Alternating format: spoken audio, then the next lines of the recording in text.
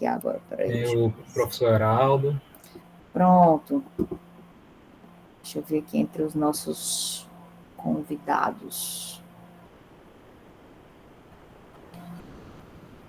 Pronto, professor Heraldo, né? Nós temos também o professor João Paulo, e apesar de sermos um pequeno grupo, né, nós reunimos forças aí para tocar nossas atividades, não é isso, Marlos? E o professor Heraldo que também contribui bastante, tá? Todos, né, contribuem de acordo com as suas funções dentro do núcleo, ok? Então, assim, para a gente, né, não perder mais tempo, passa a palavra ao professor Marlos, que irá apresentar o nosso palestrante, e desde já agradeço a presença de todos. Sejam todos bem-vindos. Obrigado, Ana. Sejam todos bem-vindos. É um prazer recebê-los aqui neste primeiro encontro do grupo de estudos. Nós contamos com a presença do professor Garibaldi, um colega meu, colega nosso, digamos, do Instituto, professor do Instituto Federal de Jaguaruana, e ele vem nos trazer aí informações interessantes sobre essa caminhada da inteligência artificial.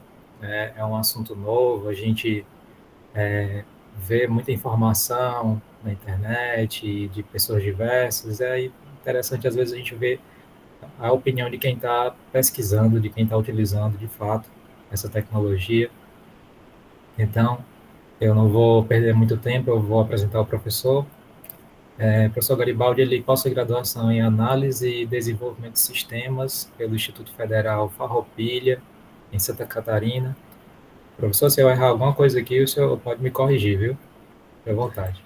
Só um errinho rapidinho, que é Rio Grande do Sul. Do VAR é Alegrete, do Rio Grande do Sul. Rio Grande do Sul, desculpa.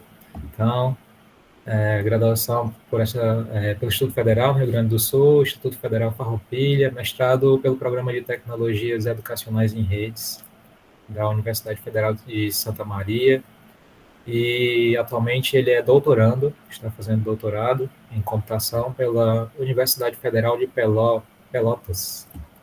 Também é professor do Instituto Federal de Jaguaruana. E, professor, eu vou passar a palavra ao senhor. O senhor fique à vontade, pode abrir a apresentação. E, ao final, quando o senhor concluir, a gente tece algumas perguntas, algumas dúvidas aqui. E, desde já, muito obrigado. Fique à vontade. Está certo, então. Obrigado, Marlos. Mais uma vez, obrigado pelo convite. É muito legal estar aqui com vocês, certo? Mostrando um pouco do meu trabalho também e do que eu venho pesquisando, certo? E também dar algumas dicas, né, para vocês que estão iniciando no curso, para aqueles que já estão fazendo, né, e para a gente aproveitar melhor essa ferramenta hoje em dia que está fazendo parte das nossas vidas, né? Eu vou compartilhar a apresentação aqui, só me confirme se tiver tudo ok. Está sim, está aparecendo aqui. Certo, está aparecendo para todo mundo a apresentação aqui, está tudo certo? Opa. Aqui sim. Okay. Se eu passe um slide, a gente vê se ele está mudando de tela. Pronto, está sim. Certo, gente. Então, só para a gente começar, a minha fala tem um pouco a ver com IA com responsabilidade, certo? Então, a minha ideia é apresentar um pouco para vocês qual é o funcionamento da inteligência artificial, né? Eu vou me focar nessa fala, na chamada inteligência artificial baseada em linguagens, né? Linguagem natural. Mas, na verdade, o meu foco da minha pesquisa é em outro, que eu vou falar um pouquinho mais adiante.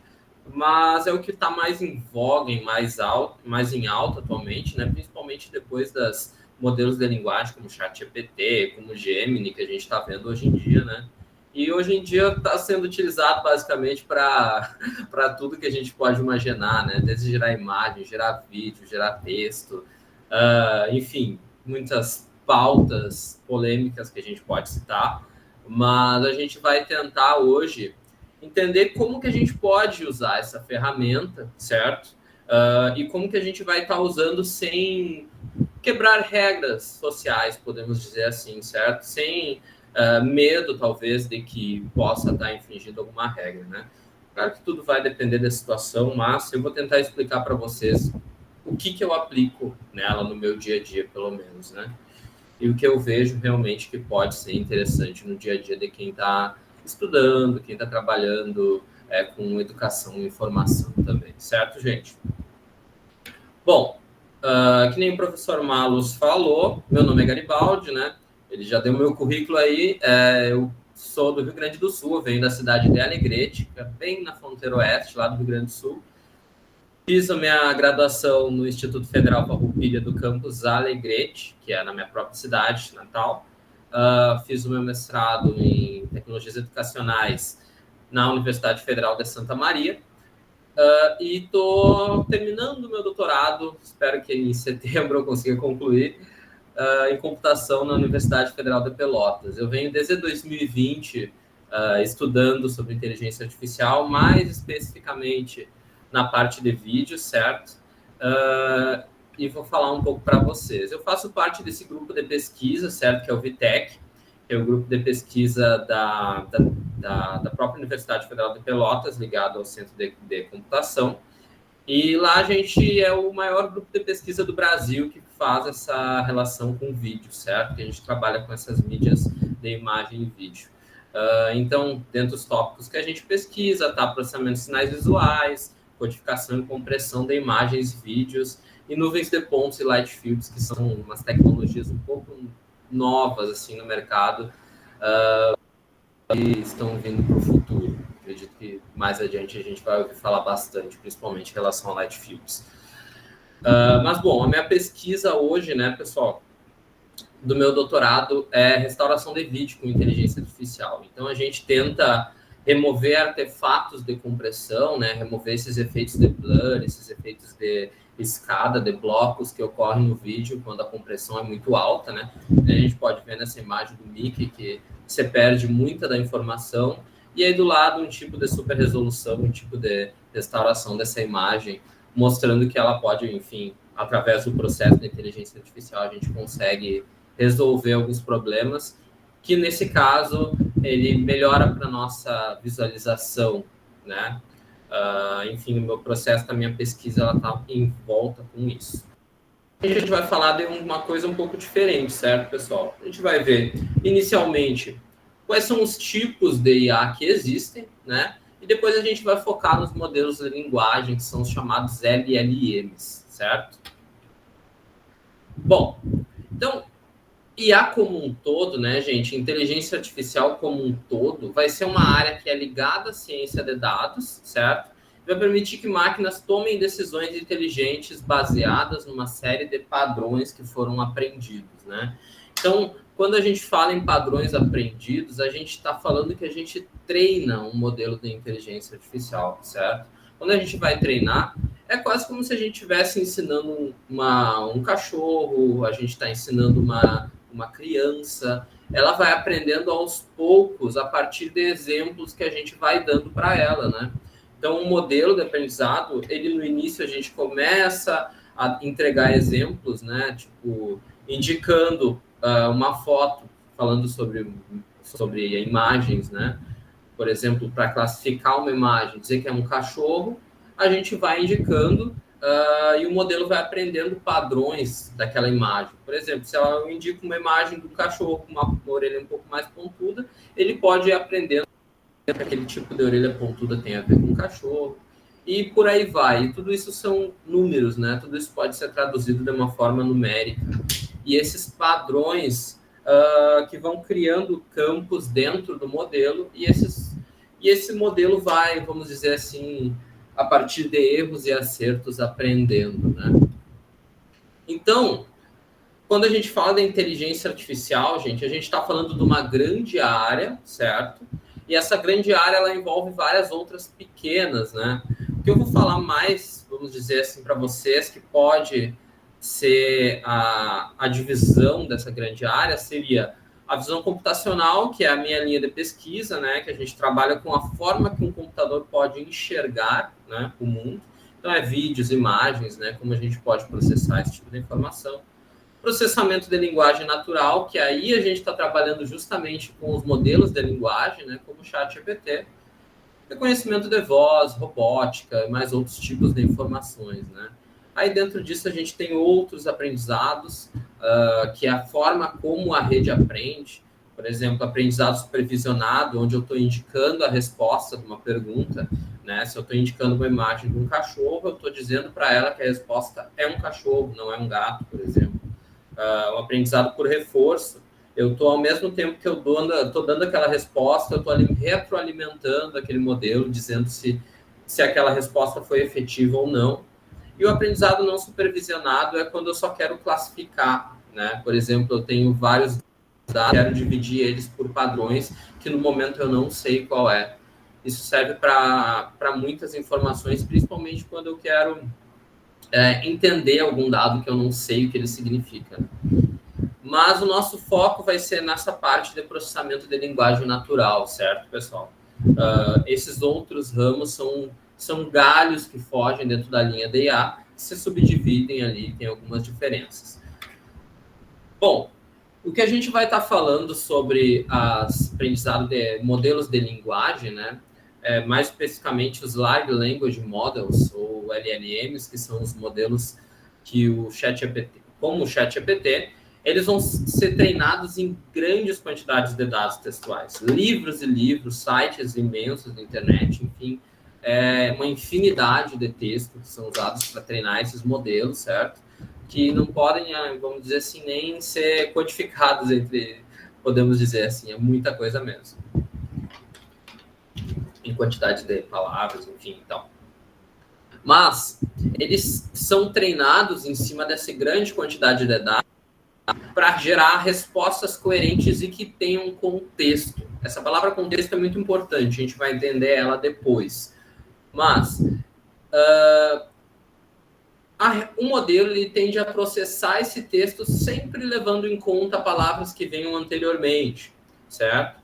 E ele vai utilizar a chamada rede neural profunda, que é uma tecnologia que surgiu em meados de 2014, assim, que foi implementada realmente, e hoje em dia, gente, para quando a gente fala de IA, é quase que tomou conta completamente. Quase todo mundo utiliza a rede neural profunda para realizar suas tarefas.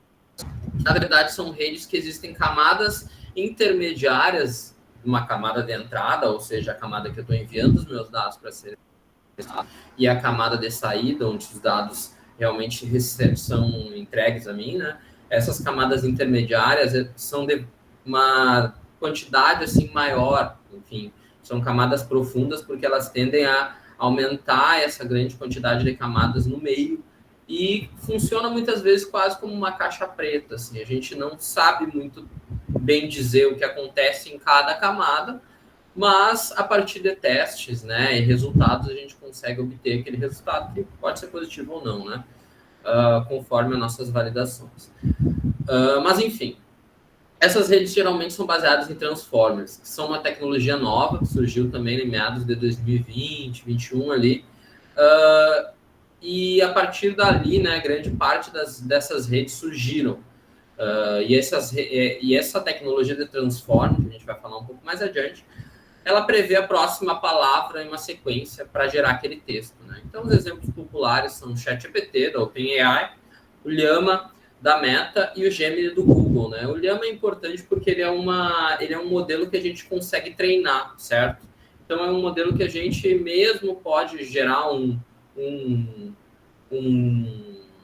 na verdade, ele é uma arquitetura que a gente consegue gerar um modelo e a gente pode treinar com os nossos próprios dados, certo? Só que exige um computador com uma grande percentual de hardware, um grande valor de hardware, assim.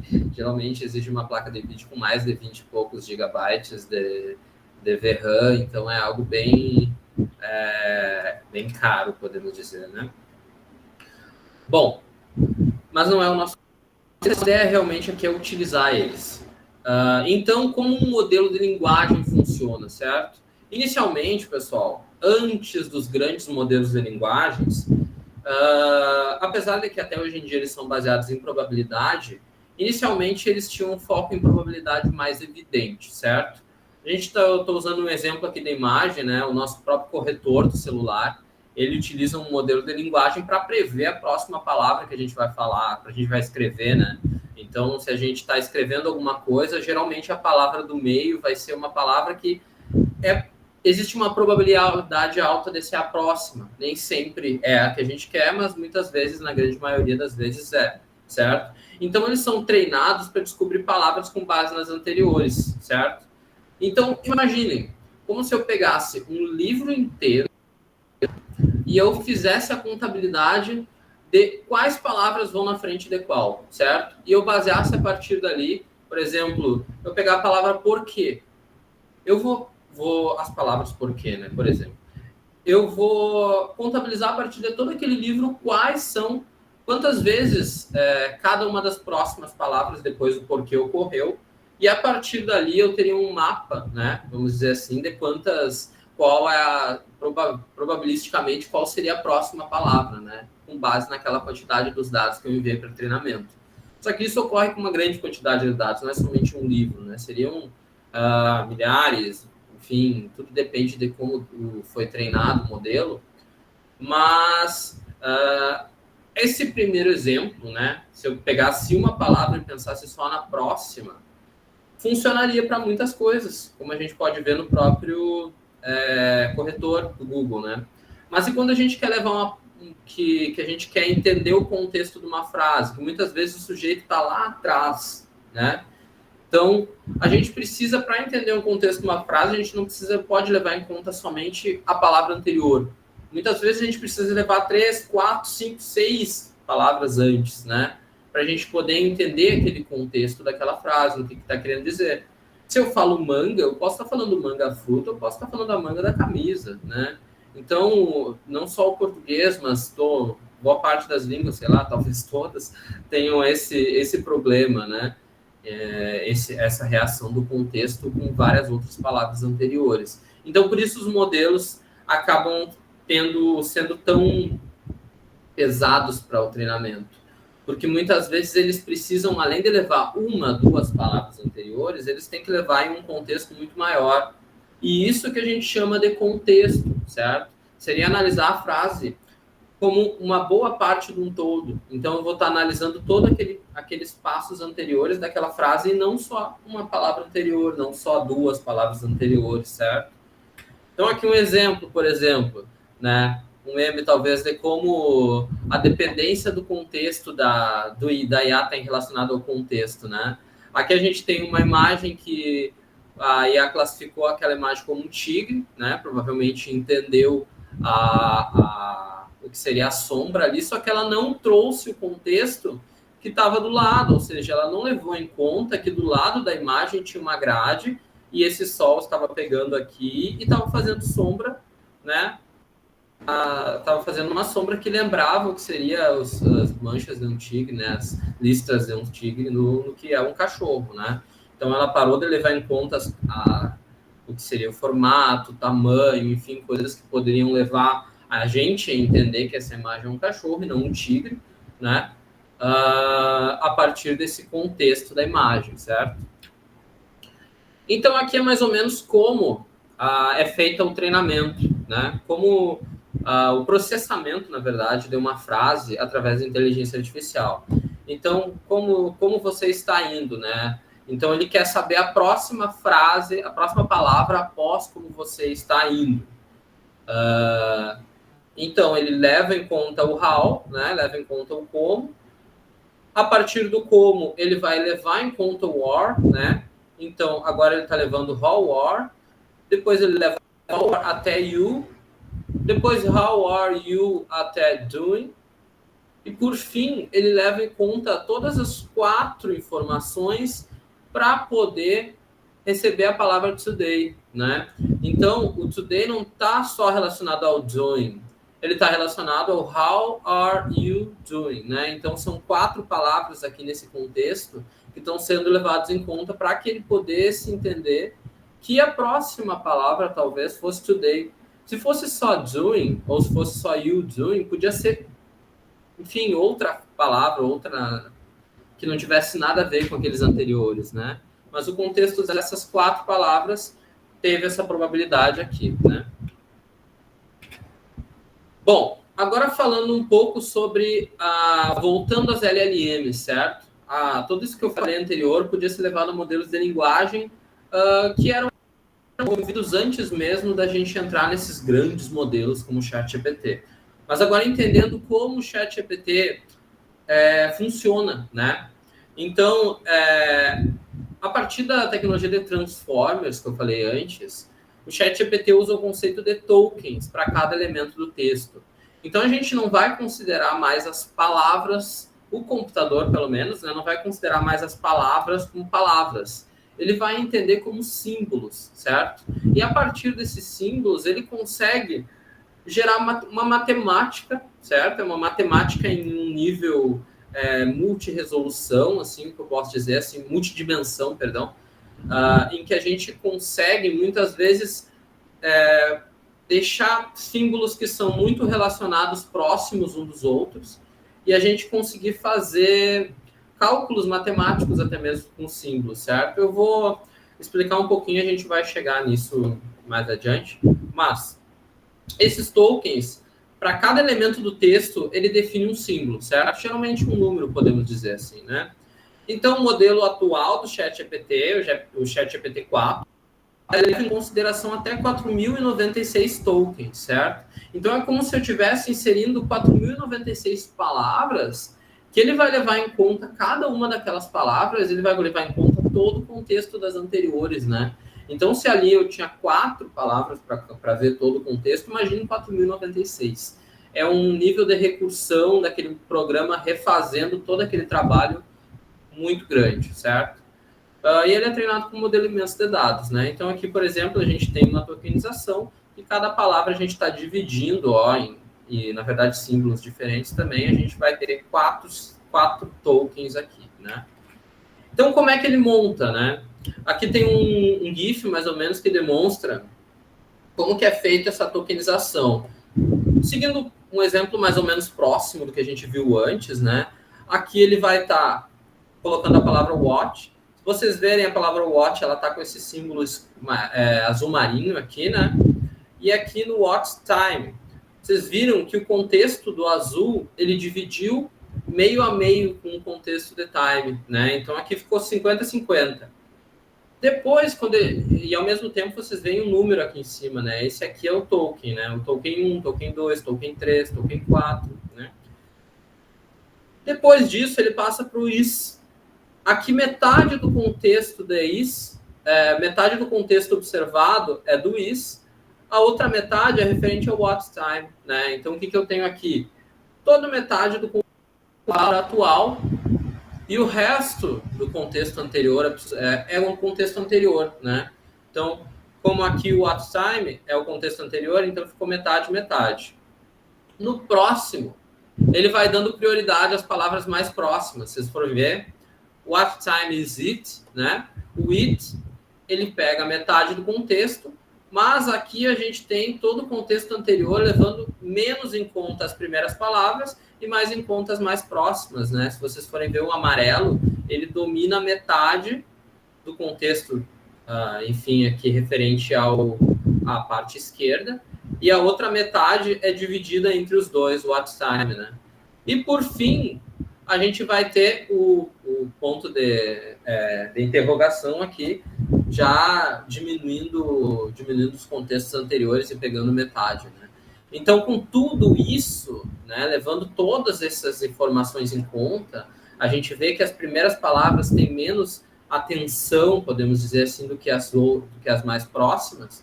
Ele vai dizer que ele está perguntando do tempo, né? Está perguntando como está o tempo, certo? Tudo através de 5 tokens. Agora, vocês imaginem levando isso para 4.096, que é o contexto do ChatGPT atual, possível, né? Então, a partir daí, tudo que a gente vai inserindo da informação nele, ele vai fazendo dessa forma. E agora, como os tokens funcionam, né, gente? Imaginem como números.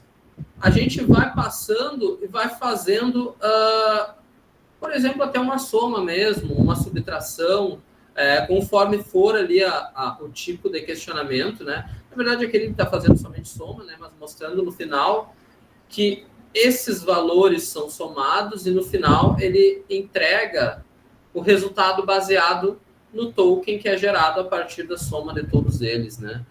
O engraçado disso é que, como eu falei que a gente está trabalhando em um nível de dimensões, em que a gente está aproximando palavras com sentidos próximos, existe uma questão, por exemplo, de que se eu pegar o token referente a um rei e diminuir a coroa, por exemplo, diminuir do token da coroa, daria uma pessoa. Ou eu somar o token de uma pessoa com o token de uma coroa, daria rei. Uma mulher com uma coroa, daria rainha. Então, ele tenta aproximar e trazer esses contextos, né?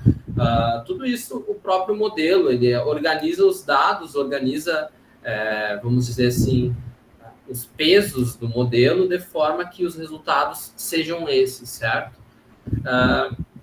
Como a gente trabalha, como a gente vive em 3 dimensões, é muito fácil, talvez, a gente explicar que uma coisa está aqui e uma coisa está próxima uma da outra, né? Numa terceira dimensão.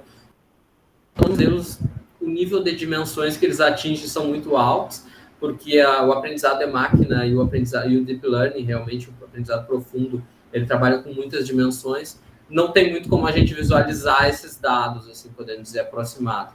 Mas, entendo, eles estão próximos, a ideia é essa, certo? Mas, bom, isso é só uma explicação, vamos dizer assim, um pouco abstrata de como tudo funciona, né? De como todos esses dados são enviados, para a gente entender agora como a gente pode usar isso na nossa vida, né? Como a gente pode usar esses modelos no nosso dia a dia. Quais aplicações eu posso usar com um modelo como o ChatGPT, que é o LLM? Escrita e revisão, certo? Então, eu gosto de dizer que esse modelo ele não vai ser para nós um escritor de texto, certo? Ele não vai entregar o resultado pronto. Não é o ideal que ele faça isso. Eu gosto muito do nome que a Microsoft deu para a linguagem, para LLM, enfim, para o modelo deles, que é o Copilot. Por quê? Porque o Copilot, ele é um copiloto, né? O piloto principal somos nós. Então, se eu estou escrevendo um texto, eu não posso deixar a máquina inteira dominar o texto que eu estou escrevendo. Eu até posso pedir uma dica, posso pedir, por exemplo, para ela complementar um texto com alguma informação que pode ser importante, que às vezes a gente está escrevendo e não está pensando, né? Pode ser que ela lembre, que ela entenda aquele contexto daquilo que a gente está escrevendo e indique algo mais importante. Só que o que a gente precisa? Ter certeza, certo? Ter certeza que aquilo é real, ter certeza que ele não está inventando, que a gente vai ver os problemas que esse tipo de IA pode ter. Eu vou falando e depois eu vou mostrar um pouco mais na prática. Resumo e análise de documentos, certo? Então, hoje em dia, as IAs mais... principalmente quando a gente tem um plano pago, ela permite que a gente consiga fazer uma análise de um documento, poder fazer um resumo do texto, certo? Eu confesso que eu não utilizo muito para isso, não gosto de ler textos a partir de analisar documentos assim inteiros. Eu prefiro fazer a minha própria leitura, mesmo que demore um pouco mais às vezes. Mas também é possível, certo? Então, às vezes, a gente quer só encontrar uma frase, quer só encontrar alguma coisa num documento inteiro. Se a gente largar dentro da AI e pedir para ela encontrar, ela pode dizer para nós, né? Programação, muitas vezes a gente quebra a cabeça para fazer um código simples, né? Então, a IA pode ajudar nisso, né? Não desenvolver em si, muitas vezes, o código inteiro. É importante, principalmente para quem trabalha com programação, entender como funciona, certo, gente? Então, vocês não precisam, talvez, muitas vezes, decorar todas as palavras, tudo que vocês tem que entender, certo? O essencial é entender o que cada linha do código funciona. E para isso, meus amigos aqui, a linguagem, a própria inteligência artificial não vai ajudar vocês, certo? Ela pode até indicar alguma coisa, mas vocês têm que ter prática de escrita e prática de entender como funcionam os códigos mesmo, certo? Ela pode até ajudar a ensinar, mas se vocês criarem um código pronto a partir dali e não entenderem como ele funciona por dentro, vai ser mais difícil, assim, né, a gente conseguir, vamos dizer assim, desenvolver coisas mais profundas, né? Muitas vezes ela faz coisa pequena, mas uma coisa muito grande a gente não vai conseguir fazer através dela, não. Chatbots é atendimento, né? Então, se eu tenho um negócio, eu posso fazer um atendimento um pouco mais voltado para o cliente, né? Então, é interessante porque a gente pode treinar uma inteligência artificial com especificidades de atendimento, né? E pesquisa e inovação, né? Muitas vezes a ideia pode surgir da própria inteligência artificial, certo? Então, a gente está pensando quais ideias podem ser possíveis. Eu preciso fazer um TCC, eu estou sem ideia, mas eu quero fazer tal coisa. Pergunta para o modelo o que eu posso fazer em tal coisa, em tal área, né? Me indique os passos. Ele é confiável muitas vezes para isso, certo? O que a gente não pode se basear principalmente em informações históricas, informações que digam que alguma pessoa falou aquilo, porque muitas vezes ela pode estar errada, certo?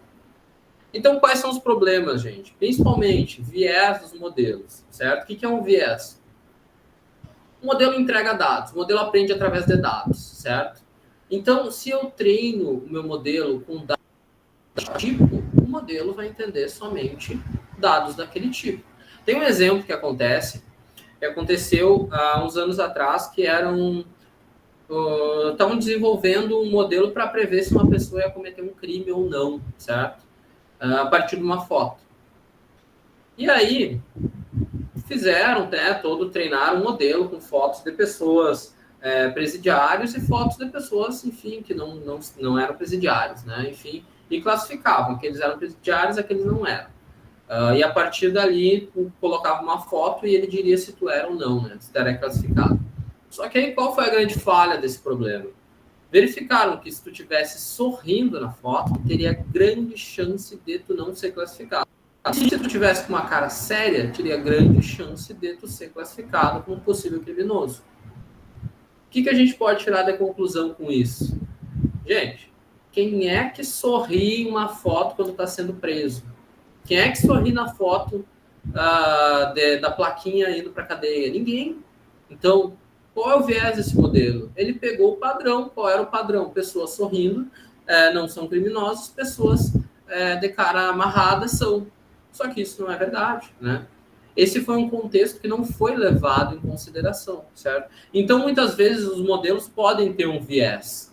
E esse viés vem dos dados que são oferecidos para eles no treinamento, certo? Surgiu muitas vezes a questão de, por exemplo, uma inteligência artificial ser racista, ser considerado racista, porque ela estava embranquecendo pessoas dizendo que era um filtro de beleza, né? Só que o filtro de beleza embranquecia as pessoas. Só que qual é o problema? Dentro dos dados que indicavam que pessoas eram bonitas, colocaram pessoas brancas, né? Na sua grande maioria.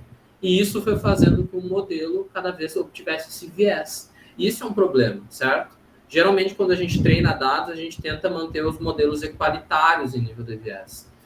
Só que, claro, LLMs são treinadas com absurdos de dados, não tem como fazer isso, né? Então, muitas vezes, ele pode ter um viés e a gente não pode confiar simplesmente nisso.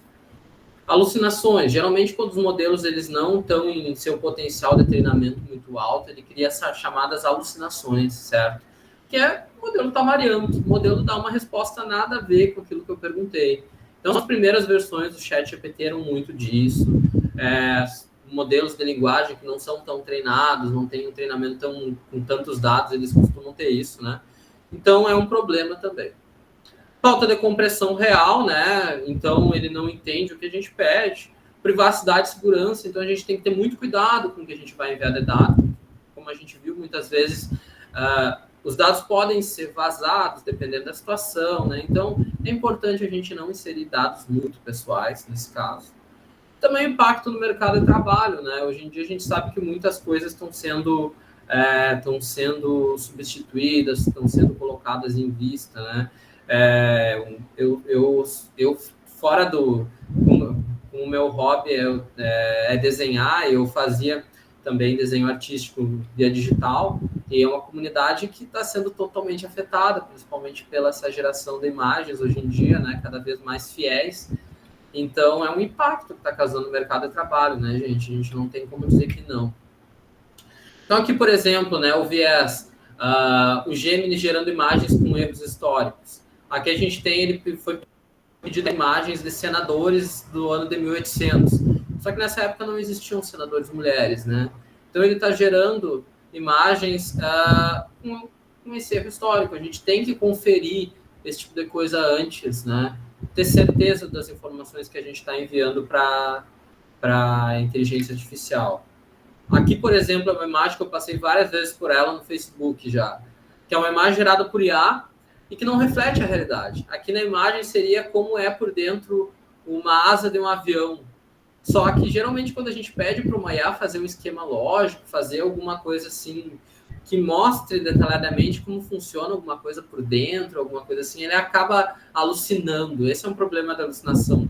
Ele gera coisas que não existem. Aqui ele está gerando, sei lá como é que foi pedido a prompt para gerar essa imagem, né?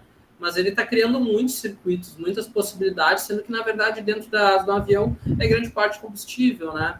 Então, muitas vezes a gente acaba caindo nesse tipo de coisa e achando que é uma realidade, que é uma verdade, sendo que é exagero da inteligência artificial, certo? Então, é uma imagem falsa, né? É uma imagem que não reflete a realidade. Agora, como que eu posso fazer para manter esse uso responsável, né? Então, é sempre checar a veracidade das informações, certo? Eu vou mostrar para vocês qual é a técnica que eu utilizo para isso. Evitar plágios, né, e fake news. Então, sempre tentar utilizar buscando fontes, umas fontes confiáveis. Manter a privacidade, né, não compartilhar dados pessoais, que nem eu falei. E aplicar um pouco do senso crítico, né? Não vamos copiar e colar, né, gente? Vamos tentar utilizar ele com um viés um pouco mais...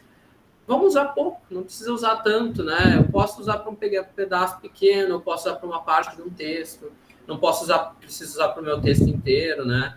Então, aqui eu vou compartilhar rapidinho a tela para mostrar a guia aqui do ChatGPT rapidinho, que eu tô com ele aqui aberto, gente. Eu vou compartilhar de novo com vocês.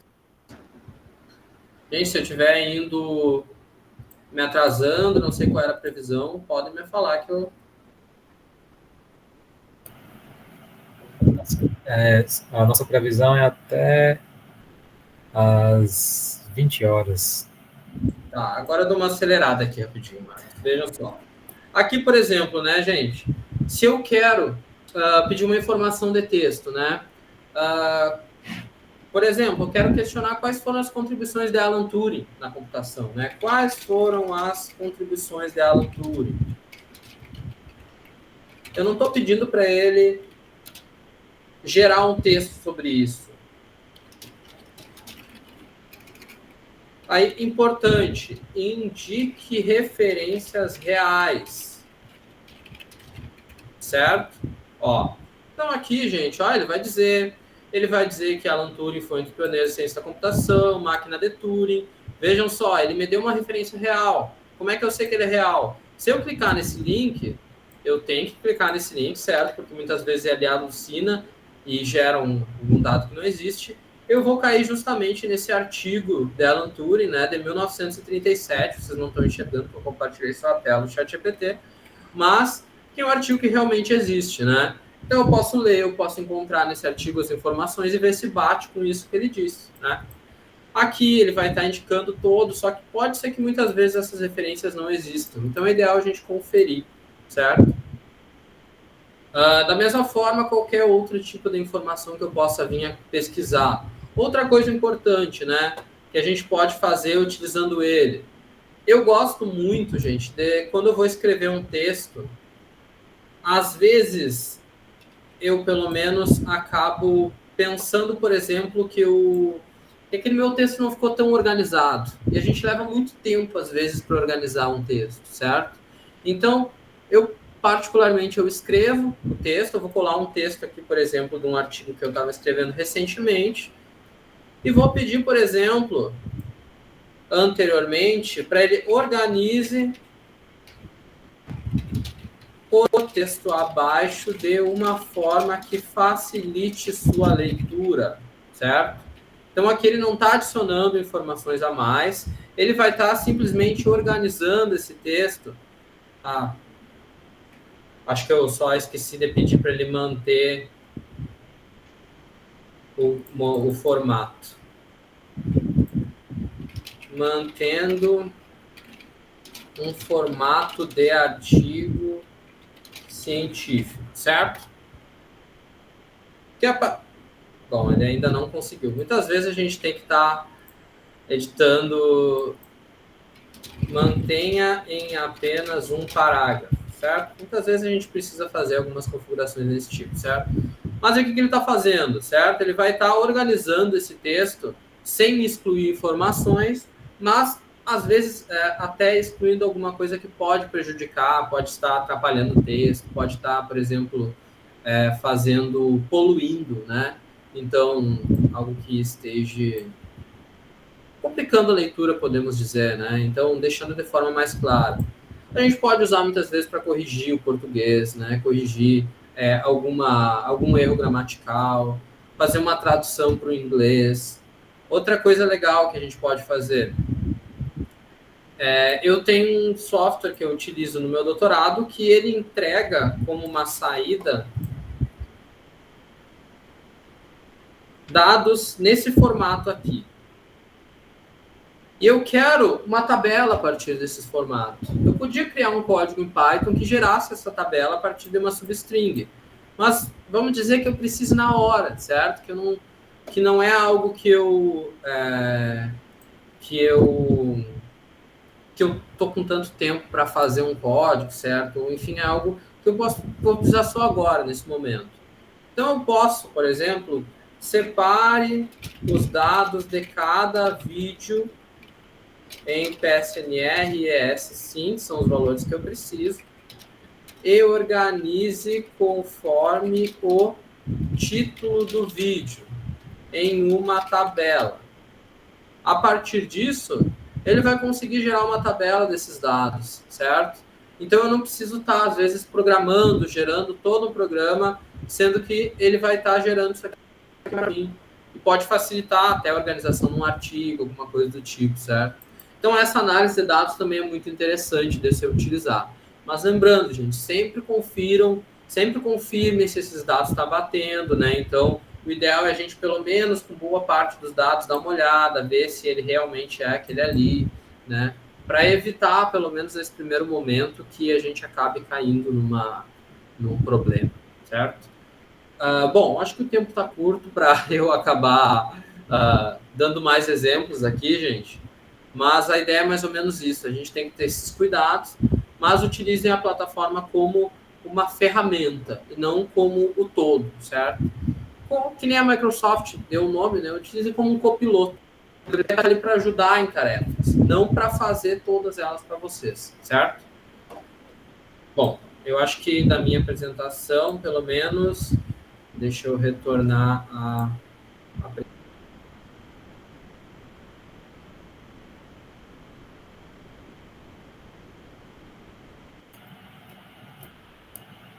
Perdão, gente, eu acabei saindo sem querer. Deixa eu compartilhar de novo aqui a tela. Só passar para o final aqui. E esse é meu contato, caso alguém queira me procurar depois. E estou aberto a perguntas, gente. Como é que vamos fazer agora, Marcos? Nossa, agradecer demais, viu, Garibaldi, pela aula aqui, pelas informações. A gente acaba que vai usando mesmo sem entender, e ter contato com essas instruções, né, ajuda bastante, pela noção de segurança, né, você não se apoiar na IA para depositar toda a confiança, né. Eu acho que a Ana deve ter alguma pergunta, mas eu posso fazer logo, você quer fazer? Pode ser, né? Pronto. É uma pergunta bem simples, assim. A IA, uma inteligência artificial, hoje nós temos uma inteligência artificial que ela, digamos, saberia que aquilo que ela produz é uma verdade. Por exemplo, uma IA sabe que uma pessoa tem 5 dedos na mão, ou é puramente com base com base nos dados que ela recebe? Certo, Marlos. Olha, a IA hoje em dia tem muita pesquisa quanto a isso, na verdade, né? Já tem uma discussão quase que filosófica, podemos dizer, sobre. Por quê?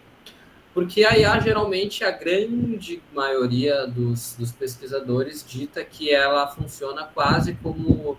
Eu não me lembro exatamente o exemplo, mas seria o exemplo do quarto chinês, enfim, não consigo lembrar exatamente qual é qual é o nome desse exemplo, mas pensem como se vocês estivessem dentro de um quarto a vida inteira e vocês tivessem uma tabela de tradução que dissesse que quando chegasse um símbolo, vocês teriam que entregar outro, certo? Traduzindo uma língua para o chinês, certo? Da língua de vocês para o chinês.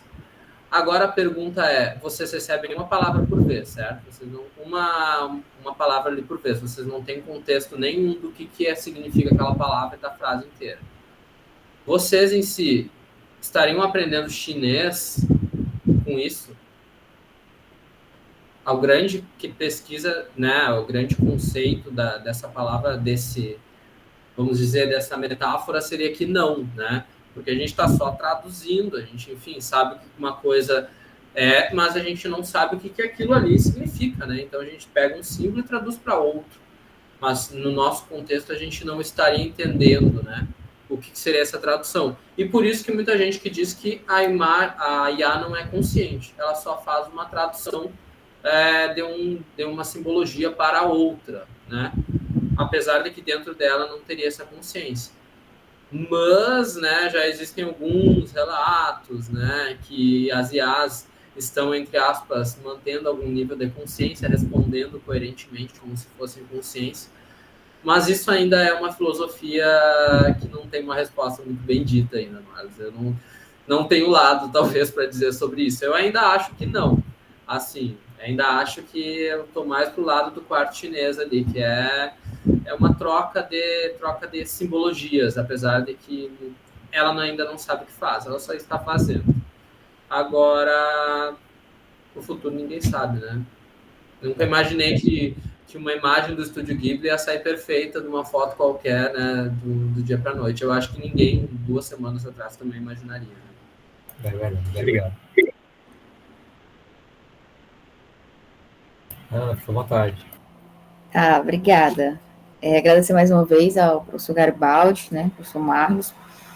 E, assim, é fascinante, né, como o homem sempre cria, né, a tecnologia partindo do corpo humano, né? A IA é a reprodução de redes neurais, né, das sinapses cerebrais humanas, e, assim, ela precisa de um estímulo ambiental, né, como nós, para processar uma resposta, né, devolver, né, a resposta, como ele falou, e a gente vê um símbolo, nós vimos um símbolo, e aí a nossa memória busca, né, uma voz, né, uma imagem, uma foto, né, um momento, e processa, né, e envia uma resposta, né. Então, para aí a gente faz uma pergunta, pede um serviço, diz o que você quer, e ela busca, né, na memória, tudo que foi colocado, né, inserido, tudo que o homem disse, como ela tinha que fazer para responder, quando ela fosse, né, instigada de tal forma, né. Aí, assim, a minha, assim, assusta, né, mas é brilhante, né. Aí a minha pergunta é no sentido, né, assim, o homem usou para chegar, né, até hoje, nesses vários aplicativos, né, usou tudo que ele já tinha de programação, de ferramenta, ou existe, assim, algo novo, muito recente, né, que ainda está sendo aprimorado, né, testado com a IA? É engraçado até falar justamente sobre isso, né, porque a inteligência artificial, o grande princípio dela, né, que são as redes neurais, hoje em dia redes neurais profundas, utiliza do conceito de perceptron. O nome é um modelo de neurônio artificial que foi criado por um psicólogo, Rosenblatt, em 1954. E é da mesma forma, vamos dizer assim, a teoria que ele criou nessa época foi utilizado para a criação das redes neurais profundas, evolução até hoje.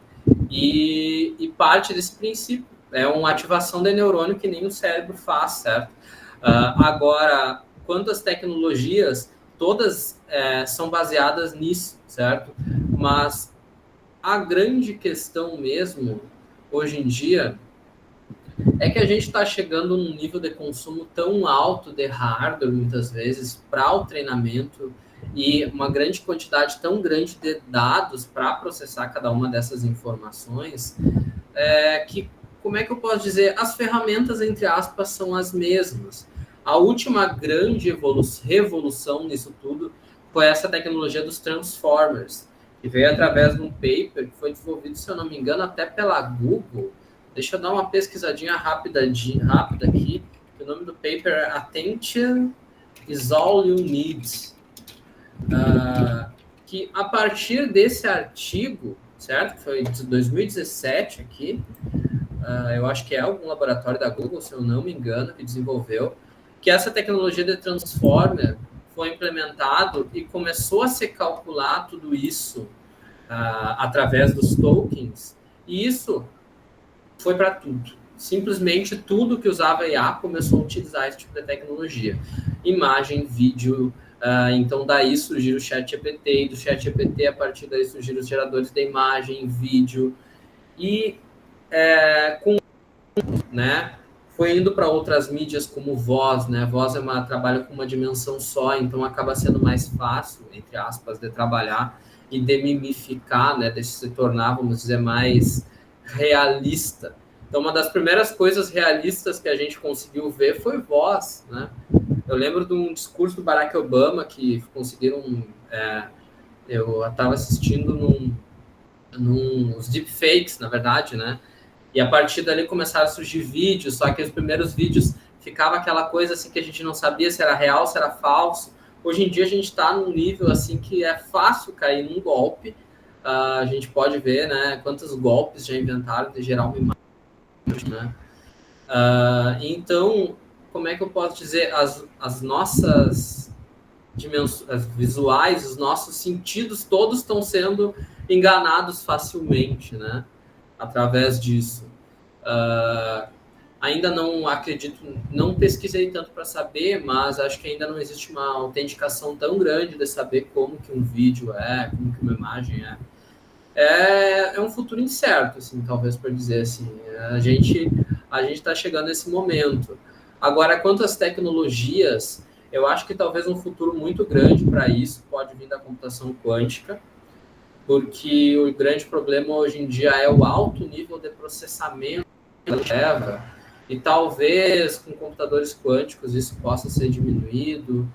Hoje em dia já existem chips voltados especificamente para IAs, né? Então isso talvez tenda a reduzir um pouco do alto consumo, mas o grande problema hoje em dia é a quantidade de equipamento necessário para fazer um treinamento efetivo de um modelo.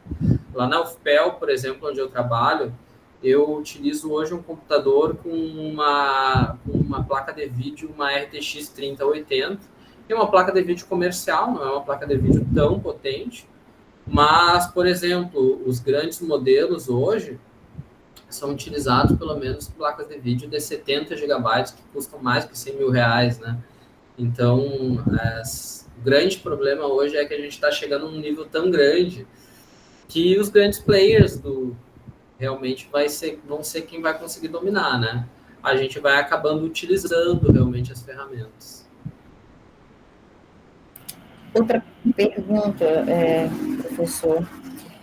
Você falou que são várias linhas, né, assim, de pensamento com relação e explicações, né, e assim, suposições sobre, né, essa autossuficiência, sobre a espontaneidade da geração, né, das respostas da IA. A gente, até então, acredita-se, né, que seja o homem comandando a máquina, né, produzindo, né, tudo que ela sabe, colocando conhecimento, né, dentro de um material, e ela vai diante, né, da probabilidade dos transformers aí, criando as respostas de acordo com o conteúdo que ela tem, né, nada assim de conexão, de que ela pense sozinha, né, de várias opções como resposta, mesmo, né, fazendo lá o jogo, né, das probabilidades. Aí, as alucinações e os viés, será que são criados, né, posso citar que são criados espontaneamente, esses erros, né, entre aspas? Você acredita que seriam como criados, assim? Que eu vou colocar, o homem também colocou essa possibilidade do erro, né, ou ela cria devido ao que ela tem, né? Assim, aí cria um absurdo. Como o exemplo da asa do avião. Isso, exato, né? O que acontece? As alucinações é quase como se ela misturasse tudo que ela sabe ali, né? E tentasse gerar uma coisa a partir dela. Pensem quando a gente tem, por exemplo, muita possibilidade, né? Eu tenho muitos caminhos abertos que eu posso percorrer. Então eu misturo um monte de coisa junto. Se vocês pensem naqueles primeiros vídeos que a gente via gerado por inteligência artificial. Por exemplo, era uma estátua romana dançando. Aí do lado tinha uma estátua romana que era um pouquinho diferente. Aí cada quadrozinho tinha uma estátua de um jeito totalmente diferente, né? Então, são pequenas alucinações que a partir de um princípio ela seguia aquele mesmo caminho, ela seguia o movimento seguia. Mas ela ia gerando imagens totalmente distintas uma da outra. Isso, na verdade, são as alucinações. É como se ela tivesse seguido caminhos totalmente diferentes para um mesmo princípio, tentando chegar no mesmo lugar, né? E quando ele faz isso, é mais ou menos isso. Pensem, vamos dizer assim, que tudo é probabilidade, certo? Tudo é uma questão matemática, né? A gente vai estar falando sobre várias possibilidades de caminho. A rede vai ter que, a partir dos pesos, né? Ou seja, ela vai ativando neurônios até o caminho final e na saída da rede ela vai ativar um dos possíveis caminhos. Esse caminho, se ele estiver alucinando, ele vai ir ativando caminhos cada vez diferentes um do outro e vai gerando coisas muitas vezes sem sentido, né? Ele não vai gerar algo... Lógica, né? Para ela seria lógico, né? Seguir aquele rumo. E assim, ó, se a gente pegar imagens que muitas vezes a gente consegue fatiar um modelo, um caminho de uma rede da inteligência artificial e pegar uma imagem que ela está gerando, por exemplo, ou pegar um texto, enfim, o que for, que ela está gerando naquela parte específica da rede, certo? É como se eu fizesse um curto-circuito na metade do circuito de uma rede neural e pegasse o que ela está saindo naquela parte ali. Aí a gente vai ver, por exemplo... são imagens desconexas, ou imagens que pegam, por exemplo, se é uma imagem, uma rede que está tentando reconhecer uma tendência de uma imagem, ela vai pegar só as pontas de uma orelha, pode pegar só uma imagem de uma boca, né? Então ela vai começar a pegar só os detalhes, só os padrões, né? Então, a partir do resto, né, do resto da rede, ele ia pegar Então, geralmente, quando uma rede alucina, o que pode ser? Pode ser falta de dados de treinamento, né? Então, ela está sendo alimentada com poucos dados. Pode ser falta da estrutura da rede, é uma rede muito pequena, uma rede que não tende a aprender tão bem, né? Existem muitas camadas, né, de rede que a gente pode trabalhar. E tipos de redes diferentes, né? Redes para imagem, para vídeo, para texto, né? Elas têm tendências e tecnologias diferentes envolvidas. E muitas vezes, né, que a gente foi dito também, né? Se eu indico dados de um tipo só, a gente vai aprender aquilo ali, né? É que nem uma criança. Se uma criança ela vive dentro de um cativeiro e aprende só aquilo ali, quando ela sair para a vida real, ela não vai entender, né? Então, que nem um animal também que vive dentro de um cativeiro. Quando ele sair de volta para a selva, ele vai ficar perdido, né? Ele não vai ter aquela tendência do que foi aprendido antes, né? Então, a rede neural ela tem essa tendência. Se ela é alimentada somente com um tipo de dado, quando surgir um diferente, ela não vai saber o que fazer. E aí, o que acontece? Geralmente, quando a gente treina, a gente utiliza dados de treinamento e dados de teste. Esses dados de treinamento são dados que a rede vai usar para aprender. Então, nesses dados de treinamento, geralmente eu dou a resposta.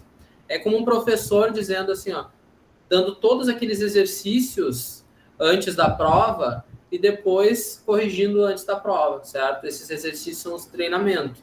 Depois vem a prova, que são os dados de teste. Eu entrego dados para ela e eu espero uma resposta sem dizer qual é a resposta para ela. E aí eu vejo se a rede tanto errou, quantos ela errou, quantos ela acertou, e a partir dali eu tenho ideia se ela está funcionando ou não. Por quê? Porque são dados que não foram usados para treinamento, isso é o mais importante. E aí, se os dados têm viés ou não, bom, aí vai depender do treinamento da rede ou não, né? Assim, arriscado, né, e complicado a gente não ter o conhecimento básico, não sei, em determinada área, né, e usar a inteligência artificial para aprender, ou mesmo, né, construir, né, uma aula, né, uma atividade, e você não ter o conteúdo para fazer essa seleção, né, vamos dizer, do que realmente é certo ou não, é verdade ou não, né, confiar 100%, né, Claro. buscar, né, o conteúdo para poder ter uma mínima noção de que realmente ela está certa, né, não está enviesado, não está com uma alucinação. Pelos pesquisadores é que essa revolução que a gente está tendo da inteligência artificial, que começou talvez em meados de 2021, 2022, a se popularizar, a última grande revolução que a gente teve foi a própria internet, sabe? Então, é uma mudança muito grande que a gente está enfrentando como sociedade agora, a partir dessa tendência que não tem muito como voltar atrás agora, principalmente porque as big techs estão dominando tudo, né? Então, a gente precisa entender como usar e, enfim, aproveitar o bom uso, né, do que ela pode nos trazer, porque é um caminho sem volta. Professor, tem duas perguntas aqui no chat. Uma do Luiz Carlos Melo Gomes,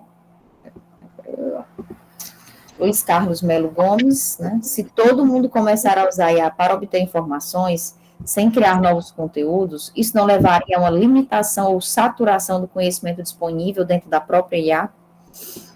Olha, com certeza, né? Com não certeza. Teria dados para alimentar, né? Porque a partir do momento que a gente não tiver mais dados para alimentar ela, ela vai estar somente repetindo. Eu peço para vocês pesquisarem, inclusive, tem uma teoria que foi criada, que é a teoria da morte da internet, que é justamente robôs que postam imagens, principalmente no Facebook. Se vocês verem imagens, assim, às vezes, tem muitas imagens criadas por IA, por exemplo, uma criança africana que monta uma coisa a partir de frutas, e aí fica aquela coisa linda, e a gente vê as pessoas comentando, e aí, muitas vezes é um robô que cria, às vezes é uma pessoa, enfim, poucas pessoas que comentam, mas são robôs que comentam, são robôs que curtem. Então, a inteligência artificial também está dominando a própria criação de conteúdo nesse sentido. Hoje em dia já existem vídeos que a gente nem percebe que são criados por inteligência artificial no YouTube, né? Às vezes a gente acaba até consumindo isso, né? Então, como é que eu posso dizer? Não tem uma resposta efetiva para isso. Eu acredito que sim, vai afetar talvez essa produção de conteúdo, mas pode ser uma mudança em nível de sociedade que a gente vai acabar enfrentando também, né? Agora sim, eu digo para vocês, não se baseiem em criar o texto, em criar conteúdo de texto, principalmente, usando 100% IA, né, gente? Utilizem a cabeça, porque principalmente quando a gente for falar de programação também, é impressionante, vamos dizer, apesar de uma IA muitas vezes criar um código completo, quando vocês forem trabalhar na prática, vocês não vão conseguir, por exemplo, gerar um código inteiro, trabalhar um programa muito complexo inteiro usando IA. Vocês podem resolver problemas, né? Ajustar um código, ter uma ideia, ter algum momento, mas fazer por inteiro não é uma visibilidade, eu não vejo isso tão cedo, certo? Nem sei se ainda talvez venha a acontecer. Então, entendam que a gente vai usar como uma ferramenta, certo? Que nem o computador um dia virou ferramenta. A gente, por exemplo, teve manifestação contra a guitarra elétrica antigamente, né? Então, todas as modernidades acabam tendo uma manifestação, acaba tendo alguma coisa contra, enfim, problemas, né? Se a gente for pensar a eletricidade, né? Existe um debate se a gente teria que usar rede alternada, rede contínua. Então, enfim, a gente vai sempre passar por isso como sociedade. Agora, pode ser uma mudança realmente total, né? mas tentem usar como ferramenta, é o que eu digo para vocês, assim, não se baseiem completamente, senão a gente vai acabar entrando nessa e também ficar à mercê, né? Principalmente de grandes companhias, big techs aí. O medo do novo, né, assusta, e pelo não conhecimento, às vezes limita, né? A pergunta do Raimundo Nonato é mais ou menos no mesmo sentido, agora com relação à criatividade. A utilização da IA com o passar dos anos não deixará a humanidade menos criativa ou até intelectual do que já é, pela limitação das informações, né? Realmente, né, deixando o cérebro preguiçoso, né? Isso a gente pode ir pensando, né, como as próprias revoluções, né? Antigamente a gente tinha que abrir um livro, pesquisar no sumário ia até a página, naquela página ler se aquela informação estava lá, às vezes não era daquele livro, a gente tinha que tirar aquele livro, botar na biblioteca, né? Hoje em dia, depois, a gente tinha o computador, aí o computador tinha que carregar pendrive para cima e para baixo, aí depois a gente começou com nuvem, né? O ser humano, né, a tendência que a gente está usando a tecnologia é para resolver os nossos problemas, né? Então, muitas vezes, eu não vou nem dizer que a gente talvez fique menos criativo, menos preguiçoso, talvez criativo um pouco, não posso dizer que não, mas eu acho que a tendência é a gente tentar resolver problemas repetitivos e tentar deixar nossa cabeça livre para algumas coisas que a gente vai precisar muitas vezes, né?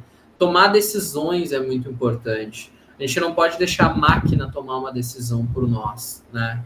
Então, como a gente vai fazer alguma coisa, é mais importante a gente entender o que a gente vai usar do que saber, muitas vezes, como a gente vai utilizar, sabe? Então, decidir qual ferramenta usar, decidir para qual caminho eu vou percorrer, do que, principalmente, eu vou dizer assim, como vou fazer na parte técnica, muitas vezes, né? Então, eu acho que, apesar de deixar, muitas vezes, a parte da criatividade em jogo, né? Hoje em dia, principalmente em relação a imagens, isso é uma mudança de sociedade. Só com o tempo a gente vai poder dizer mesmo, né? Mas muitas vezes as gerações vão passando, que nem a gente podia dizer os nossos, sei lá, nossos pais, nossos avós podiam dizer que antigamente tinha que estudar na base do livro, hoje em dia pode ser que não precise mais, né? Hoje em dia a gente consegue, eu pelo menos eu gosto muito de estudar ouvindo podcast, vendo vídeo, né? Que antigamente a gente tinha que enfiar a cara no livro mesmo para estudar, então não tinha tanta possibilidade. Então são mudanças. A grande questão realmente a gente tem que entender que muitas vezes a inteligência artificial não é confiável. Então a gente tem que entender uma fonte segura daquilo que a gente está perguntando, certo? Senão a gente vai cair sempre nas fake news e isso pode ocasionar muitos problemas, né? Hoje em dia até o formato assim dos livros, né, como as informações são colocadas, muito assim, resumidas, né, muitas imagens, muitas atividades, né, direcionando para, né, os computadores, os programas, os apps, né, das editoras, tudo, né, leva a uma substituição mesmo, infelizmente. Se me permitir, eu vou, só para responder também uma pergunta do Alex, uma reflexão, acredito, do Alex ali no chat também, né? Se os dados históricos de uma sociedade foram moldados por uma ideologia dominante ou por práticas discriminatórias, podemos dizer que a IA pode reproduzir esses preconceitos, né? Em vez de oferecer uma análise imparcial, crítica das causas sociais, isso com certeza, né? Eu acredito que e também um grande problema hoje em dia, se a gente for ver na nossa sociedade, a gente sabe que a internet muitas vezes é terra de ninguém. As pessoas estão na internet, elas estão falando muitas vezes coisas que elas não falariam na frente de outra pessoa, não falariam na vida real, né? Eu não tenho Twitter, eu não sei, mas as más línguas falam que é uma enfim, falam que é uma rede social muito tóxica. E já foi feito experimentos usando dados treinados juntamente com o Twitter e, enfim, é algo terrível, né? O modelo que é gerado a partir dali gera um chatbot que muitas vezes com preconceitos, enfim, intermináveis. Então, muitas vezes esse é o grande problema. né? Quais dados a gente vai usar para o treinamento? Se a gente está usando a internet inteira, pode acontecer alguma coisa assim a colar, né? Mas a ideia é justamente, se a gente está criando algo que tem, vamos dizer, consciência, a gente pode estar criando um pequeno monstrinho, mas se a gente está criando algo que está trabalhando justamente com análise de respostas imparciais, né, e a partir dos dados que estão sendo colocados ali, talvez não seja bem por aí, né? Então eu acho que ainda é algo que dia após dia a gente vai vendo uma novidade ou outra. É um futuro meio difícil de prever, porque cada dia a gente vai descobrindo uma nova coisa, cada dia vai surgindo uma nova coisa, né, que vai substituindo a anterior. É quase uma filosofia difícil de prever o futuro, né? A gente está num filme de ficção científica, cada dia surge uma novidade.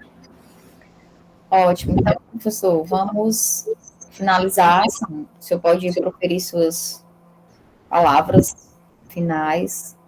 Eu vou só depois ressaltar aqui a importância do preenchimento do formulário de avaliação, né, para a gente fazer o nosso feed com relação ao conteúdo, né, a esse momento, e saber, né, dos participantes se querem também compartilhar conosco as experiências, né, e fazer parte do nosso grupo de estudo. Nós temos uma previsão, assim, de realizar nossos encontros mensalmente, né, para discutir temas desde a formação de professores, a integração de técnicas digitais e a produção de materiais de aprendizagem. E aí a gente pode ir também tomando diferentes vertentes, né, dentro das tecnologias para a educação à distância, de acordo com os momentos que a gente fosse reunindo e discutindo, né, esses temas. Então, agradecer a todos a participação novamente, ao professor Garibaldi, ao professor Marlos, os membros do NTAD, né, a Erlene, nossa coordenadora geral, está gravando, né, esse momento. E, professor, agradeço, boa noite a todos, né, obrigada pela participação, e o professor Garibaldi vai finalizar aí. Obrigada, professor. Certo, gente, é só finalizar dizendo que eu venho estudando isso desde 2020, sabe, eu caí meio que de paraquedas, a minha pesquisa era outra linha no mestrado, eu acabei caindo de paraquedas no doutorado, e me apaixonei por essa linha de inteligência artificial, assim, peguei muitas mudanças nisso, sabe? De 2020 para cá mudou muita coisa realmente. E assim, gente, dizer para quem se interessar nisso, tem muito caminho para seguir. Para programar, eu posso seguir no caminho ético. Tem gente que pesquisa somente isso, sabe? Entender como isso vai afetar a nossa sociedade. Tem gente que pesquisa como usar isso para as diversas possibilidades da área que tem, né? Então, gente, seja para o uso, seja para desenvolver, seja para programar, seja para o que for, quem tiver interesse também na pesquisa tem um caminho muito grande, certo? Qualquer coisa podem me mandar e-mail, qualquer coisa podem me procurar, certo? E espero também me convidarem de novo numa próxima oportunidade, também possa vir com novidades, né? Porque toda semana tem uma coisa nova. Deixa um abraço para todos, gente. Obrigada a todos. Boa noite. Obrigado a todos. Uma boa noite. Boa noite, pessoal.